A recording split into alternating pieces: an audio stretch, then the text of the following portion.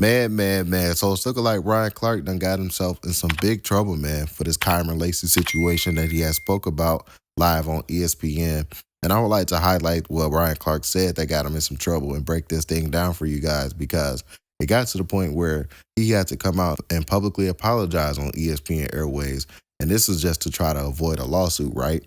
So let's break this thing down. Let me show you guys a clip that got Ryan Clark in trouble. Here's the video. Yes, please. Yes. I beg your pardon. I did want to clear space for this. 1 second, please. This is important. Yes, guys, Kyren Lacy was supposed to be in the NFL. Kyren Lacy was accused of something and being investigated for something that he didn't do, and he died having to live with the guilt and the consequences of a guilty man knowing he was innocent. It recently was discovered that he was 72 yards away from the crash, that police and state policemen tried to coerce and doctor and use ways to manipulate statements that put this young man behind bars. They changed his joy, they changed his life, and eventually he took his own life. This was supposed to be a career, but at least he was supposed to be here. At some point throughout his career, I would expect to have said his name. So I'm gonna say his name tonight. Amen. Kyren Lacy was innocent. Kyren Lacy should be here with us. Nothing will ever repair or replace the pain that their parents, that his parents have to feel and his loved ones have to feel. But we could say his name. There were so many stations that ran the fact that he was being investigated. So I wanted to make sure here with Scott, we could say that he was an innocent man and at least know that he has that as he rests. You and I talked about this earlier tonight, and I'll just share with them what I share with you. I can't recall ever seeing something that made me react viscerally to the point that I felt like my hands were trembling to think that there's video that shows that this is not at all what happened. And that young man took his life. And so I will not say any more. It's your thoughts here. I just wanted to echo. Thank you very much. No, and my apologies for forgetting that, because this is a more important thing than what we're talking about tonight. Ryan Clark, I appreciate you always.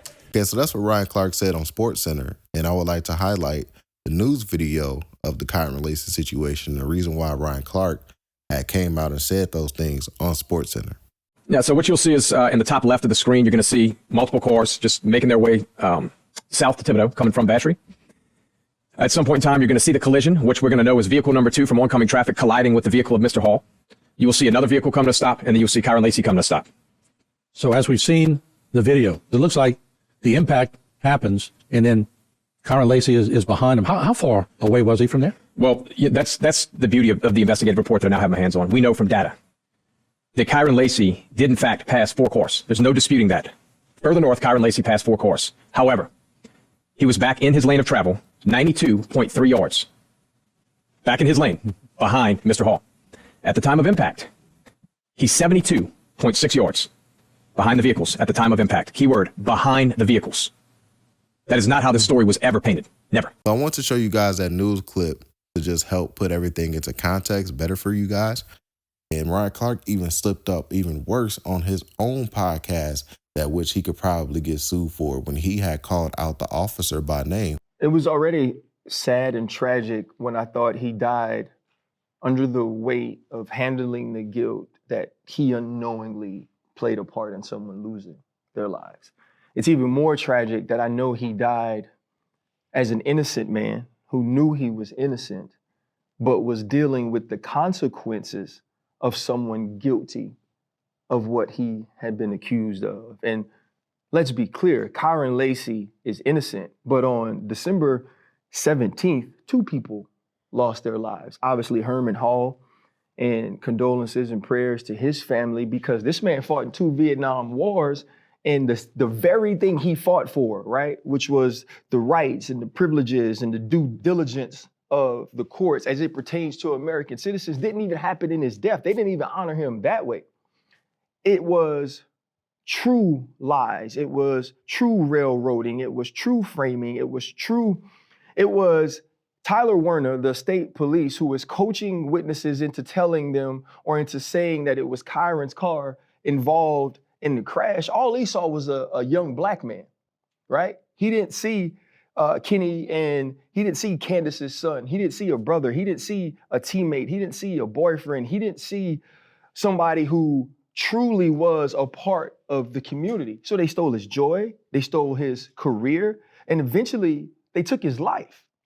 And so now it's about what happens to give his family justice. So that's Ryan Clark on the Pivot Podcast talking about the situation. And yeah, like I said, he even called out the officer by name.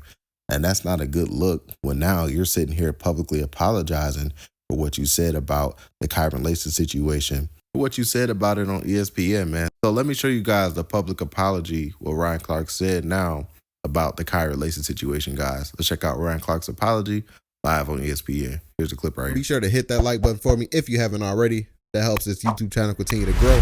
And don't forget to hit that subscribe button, hit that notification bell, stay up to date with all of my current YouTube videos. Peace. To Ryan Clark. Yeah.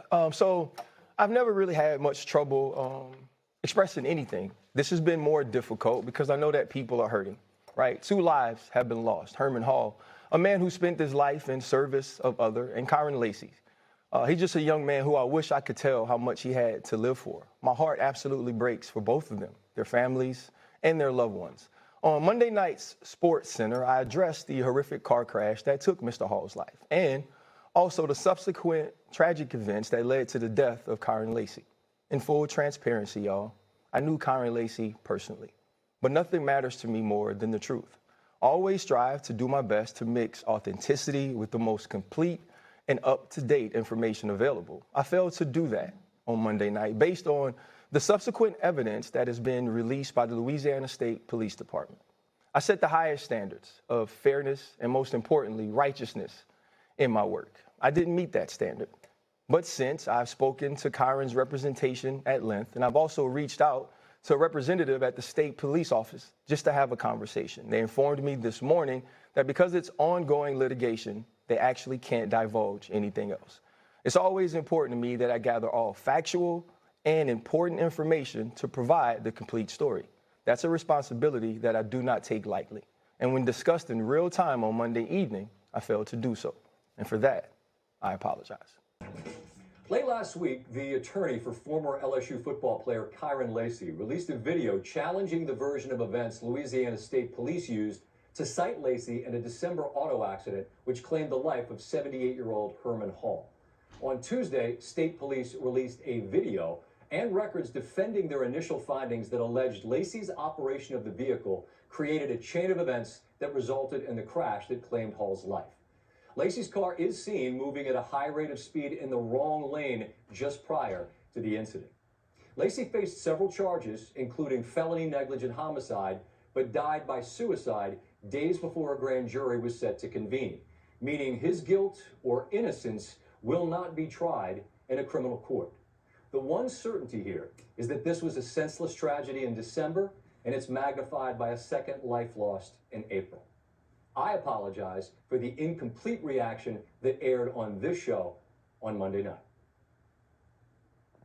So all I got to say is, man, these guys, they just need to do better at their reporting, because at the end of the day, man, they don't have to try to be first to report on something.